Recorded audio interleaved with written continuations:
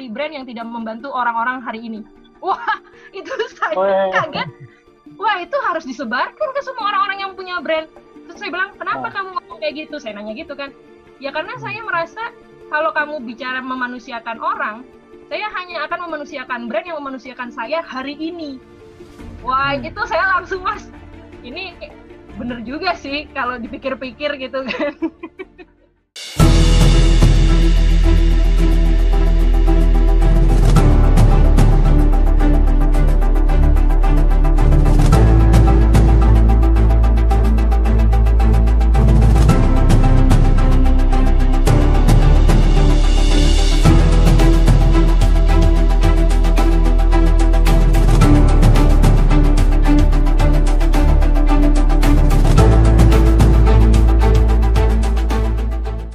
Halo, saya Arto Biantoro.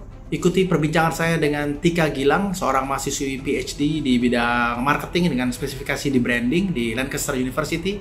Kita akan ngobrol bareng tentang brand-brand lokal yang terjadi di sana, apa yang mereka lakukan, kreativitas apa yang dibangun, bagaimana peran pemerintah di sana, dan juga bagaimana masyarakat merespon isu-isu ini, dan bagaimana brand-brand melakukan kreativitasnya untuk bisa keluar dari gejolak ini.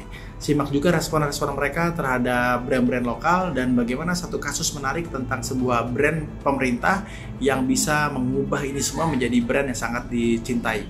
Kita akan bersama dengan Tika Gilang segera setelah ini. Hello, my name is Tika Gilang. No, it's not my name. My name is Gilang Widya Kartika, but in Instagram you can call me Tika Gilang, and I'm a doctoral student from Lancaster University, specifically in marketing. And if you have a question, you want to chat about branding, please feel free. And thank you, Mas Arto, for the challenge. And I love you all.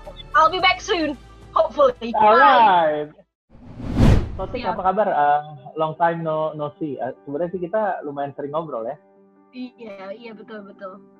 Udah mulai banyak follower dong dari Indonesia kalau ini. Enggak, Mas.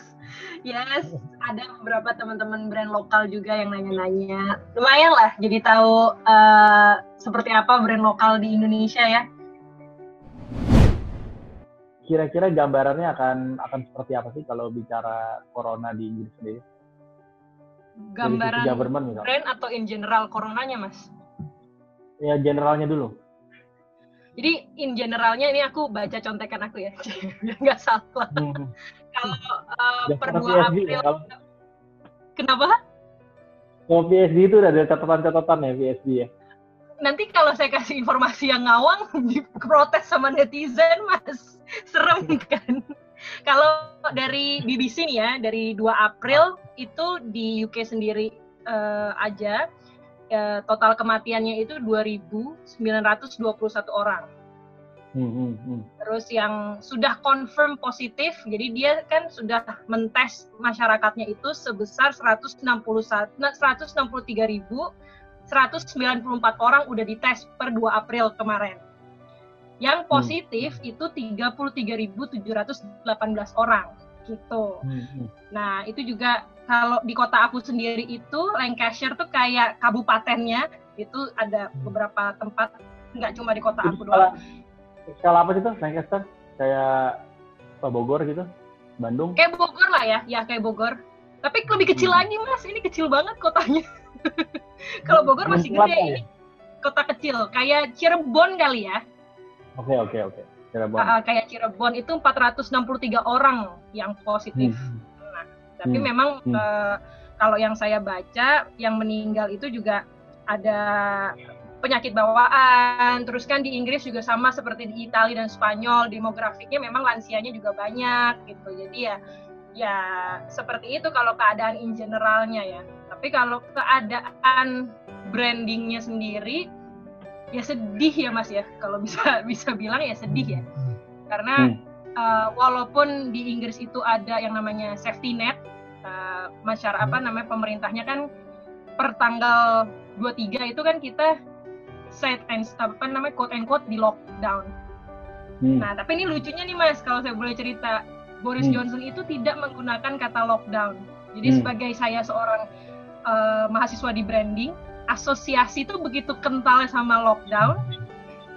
begitu lockdown itu menakutkan buat masyarakat karena Boris Johnson itu mungkin backgroundnya jurnalis, dia tidak menggunakan kata itu, tapi menggunakan kata campaign stay at home. Jadi setelah tanggal 23 kita disuruh stay at home, sebelum itu Jumatnya Mas, itu kita bar itu ditutup. Nah, lucunya orang Inggris, kalau orang Indonesia mikir orang Inggris itu nggak bandel-bandel, salah total. Oh ya? Jadi orang Inggris malah kabur ke bar gitu, nyuri-nyuri. Betul, nggak nyuri-nyuri sih, tapi hari Jumat itu begitu bar itu ditutup, banyak masyarakat Inggris yang malah pergi ke bar, karena mereka harus say farewell kepada bartendernya, kepada yang punya barnya, ke coffee shop. Ya sama aja, orang manusia hari ini di seluruh dunia udah nggak rasional lah istilahnya.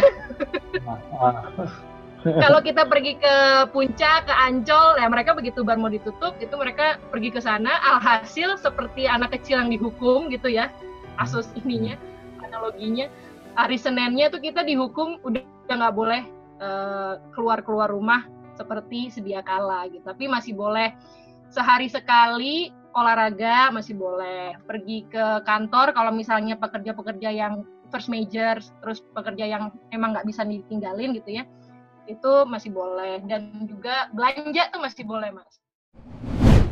Nah sekarang kalau bicara brand lokal ya, keadaan ini nih sekarang bikin tentu kalau di Indonesia gitu ya, banyak sekali kreativitas baru yang dihasilkan. Beberapa industri fashion berubah menjadi industri jahit ADP misalnya gitu, meskipun juga banyak yang berkelompok gitu. Kalau kita lihat sekarang brand-brand lokal dalam kondisi seperti ini, apa yang mereka lakukan secara keseluruhan? Kalau ini indahnya brand tuh akhirnya saya ngelihat bahwa ilmu saya tuh ada di realita, yaitu memanusiakan manusia. Ada tuh prinsipnya orang Jawa itu sebenarnya ternyata. Nah, pada akhirnya hari ini brand-brand kecil yang duluan inisiatif. Saya lihat ada 3 jenis inisiatif, Mas. Yang pertama itu mengajak konsumen untuk stay at home. Ini kayaknya brand-brand lokal yang udah nggak punya duit lagi untuk melakukan apa-apa. Yang mereka lakukan adalah campaign. Live di Instagram, bikin poster untuk sama-sama mengedukasi masyarakat. Jadi campaign.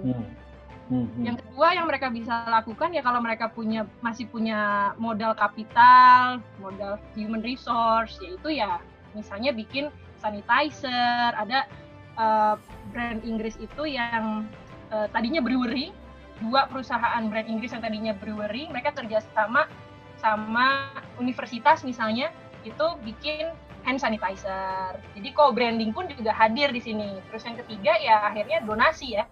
Donasi itu yang saya lihat pun juga bukan ke pasiennya langsung, tapi lebih kepada NHS. NHS itu health systemnya di Inggris. Jadi kan NHS itu punya suster-suster yang terpaksa harus kerja kan hari ini, anak ditinggal, keluarga ditinggal, mereka adalah orang-orang terakhir yang bisa pergi ke swalayan, itu dikasih donasi uang, donasi paket-paket makanan, kayak kita di Indonesia lah. Saya kan udah lihat tuh beberapa teman-teman tuh donasi makanan ke suster, dokter, sama seperti itu, kayak, dan juga potongan harga yang terakhir, promosi lah ya. Tapi animonya tetap ada untuk belanja gitu, moodnya juga masih ada. Kalau untuk belanja yang saya lihat hari ini hanya belanja kebutuhan pokok, Mas. Karena juga mau online, kan salah satu besarnya, boleh nyebut merek nggak nih? Boleh. Yang salah satu paling besarnya kan itu orang Inggris itu pakai Amazon. Sedangkan Amazon itu hari ini mendelay barang-barang yang tidak urgent. Jadi misalnya kita mau beli buku gitu ya, itu nanti baru keluarnya bulan Mei. Gitu. Jadi kemarin yang saya takutkan itu, online tuh juga nggak gerak, Mas. Tapi ternyata online sekarang masih bisa berharap, walaupun kecil ya, masih ada lah harapannya. Kita bicara benar-benar behavior yang berubah banget nggak sih? Kalau kita lihat mungkin 1 minggu terakhir, 2 minggu terakhir pernah ke supermarket gitu, apa yang terjadi di sana gitu? Ada perbedaan nggak sih dari behaviornya, pola belanjanya dan lain-lain? Produk-produknya. Kalau sebelum lockdown panik yang jelas. Itu swalayan belum dibatasin, Mas, pada saat itu. Kalau hari ini kan kita pergi ke swalayan itu ada social distancing policy, which means semua orang itu masuk ke supermarket hanya boleh, kalau misalnya supermarketnya kecil itu paling cuma 5-3 orang lah yang ada di supermarket itu, dan itu orang antri di luar jadinya. Tapi sebelum itu masyarakat panik, seperti mungkin kita lihat di internet ya, di meme segala macam, ya itu adalah tisu tuh habis gitu kan. Iya benar. Tisu tuh ternyata ada yang ngebahas juga tuh Mas, peneliti social scientist itu udah ngebahas 4 alasan. Nah itu panjang nih ceritanya kalau mau diceritain kenapa tisu duluan gitu kan. Satu itu ternyata manusia itu harus punya objek yang bisa memberi comfort, harus bisa memberikan kenyamanan, dan salah satunya itu adalah tisu. Ya mungkin utility-nya juga lah ya, karena orang sini kan nggak pakai bidet ya, orang sini kan pakai tisu kalau ke kamar mandi. Dan yang kedua ya karena tisu itu besar, jadi begitu itu hilang, kelihatan lah ada yang hilang di supermarket gitu. Nah kalau yang lucu lagi adalah teh. Jadi orang Inggris itu kan seneng ngeteh. Jadi waktu itu saya kalau cerita ini pengalaman pribadi nih Mas, saya ke supermarket, lagi lihat-lihat kopi, karena saya emang nggak ngeteh kan, saya lihat kopi, terus orangnya tuh ngeliatin saya gitu dari jauh, karena sampingnya kopi itu ada tempat teh. Nah tempat tehnya itu kosong, dia langsung buru-buru nginstok itu teh, terus dia bilang sorry, we still have the tea in our di belakang tuh masih ada gitu teh-tehnya. Oh enggak kok, saya nggak ngeliatin teh. Oh saya pikir kamu nungguin tehnya. Jadi teh, gula, mentega, roti, apa aja ya yang habis ya kalau di Inggris ya. Nasi itu habis, karena nasi itu lebih tahan lama kan. Pasta, kayak makaroni, terus spaghetti, itu pasti habis, dan makanan-makanan kaleng ya, kayak sup kalengan, pasta kalengan, itu pasti habis. Dan yang lucu ya hand sanitizer, terus sabun cuci tangan. Nah, tapi ini ada yang lucu nih Mas, kalau saya boleh cerita. Jadi saya pergi ke 3 jenis swalayan. Jadi ada swalayan Aldi namanya, itu swalayan yang kalau kita boleh bilang menengah ke bawah lah ya, karena murah banget. Dan dia banyak Me Too produk. Terus yang kedua itu Sainsbury sama Asda. Dan yang terakhir itu Waitrose, Boots, itu yang kayak Marks and Spencer yang lebih premium lah.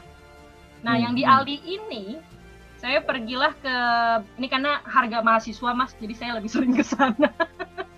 Di Aldi ini tuh ada aisle buat sabun cuci tangan. Nah, sabun cuci tangan tuh ada 2 pak.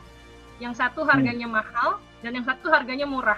Di dalam kondisi sudah panik, yang mahal pun tidak kesentuh, dan saya ngerasa berarti manusia masih rasional ini. Itu menarik sih menurut saya, karena saya orang yang belajar itu, jadi kayak berarti masih ada ngomongin masalah uang gitu. Karena kan logikanya kalau kita udah panik ya udahlah ambil apa aja yang ada gitu kan. Betul. Kalau bicara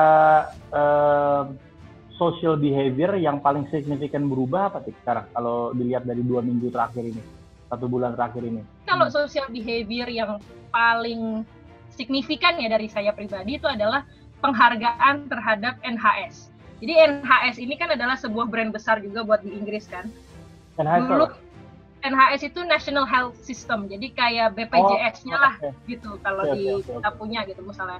Rakyat Inggris itu berusaha memberikan campaign apresiasi terhadap pegawai-pegawai NHS. Kalau misalnya Mas Arto lihat tuh di internet ada clap your hand for your NHS hero.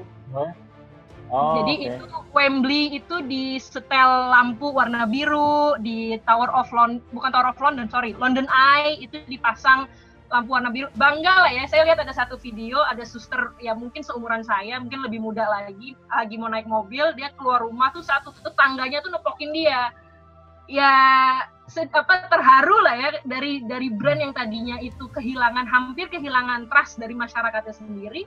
Hari ini brand itu adalah salah satu brand yang ya penyelamat jiwa mereka juga gitu. Makanya hari ini itu salah satu social behavior yang menurut saya nggak pernah terjadi sebelumnya sih. Karena hari ini juga ada teman saya kemarin nyeletuk, Tik, saya sebagai orang Inggris, karena kamu belajar brand, pegang kata-kata saya ya, saya nggak mau beli brand yang tidak membantu orang-orang hari ini. Wah, itu saya kaget. Wah, itu harus disebarkan ke semua orang-orang yang punya brand. Terus saya bilang, kenapa kamu ngomong kayak gitu? Saya nanya gitu kan. Ya karena saya merasa kalau kamu bicara memanusiakan orang, saya hanya akan memanusiakan brand yang memanusiakan saya hari ini. Wah, itu saya langsung, Mas, ini bener juga sih kalau dipikir-pikir gitu kan. Gila, keren. Tapi di sini juga kelihatan kok, maksudnya beberapa brand gede dan kecil itu mindsetnya udah memang, karena dia tahu nih kalau ini berjalan lama mereka rugi juga. Jadi yang mereka pikirin sekarang banyak brand yang kemudian dengan dana-dana yang mereka punya ya gitu ya, apa yang kita bisa lakukan ya gitu supaya proses ini bisa lebih syuting. Karena sebenarnya kalau isu kesehatannya memang ini sesuatu yang kita harus hadapi, tapi yang lebih menyeramkan sebenarnya isu sosial dan isu ekonomi yang berkelanjutan gitu. Ini yang kemudian beberapa brand besar justru simpatinya tuh lebih kepada ini kasihan ya, ini orang-orang harus makan nih gitu. Dan itu menarik banget, kayak kemarin tadi kalau nggak salah baru baca salah satu brand dari Amerika, KFC misalnya, dia bagi-bagiin 1 juta loh ya, 1 juta ekor ayam gitu, potongan ayam sih kayaknya, feeling gue potongan ayam bukan 1 ekor ayam ya. ke masyarakat. Lalu beberapa brand convert dari bisnisnya ke APD, lalu membagi-bagikan secara gratis.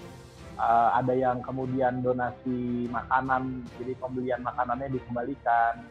Jadi banyak yang bilang sebenarnya di balik isu ini kemanusiaan tumbuh banget ya.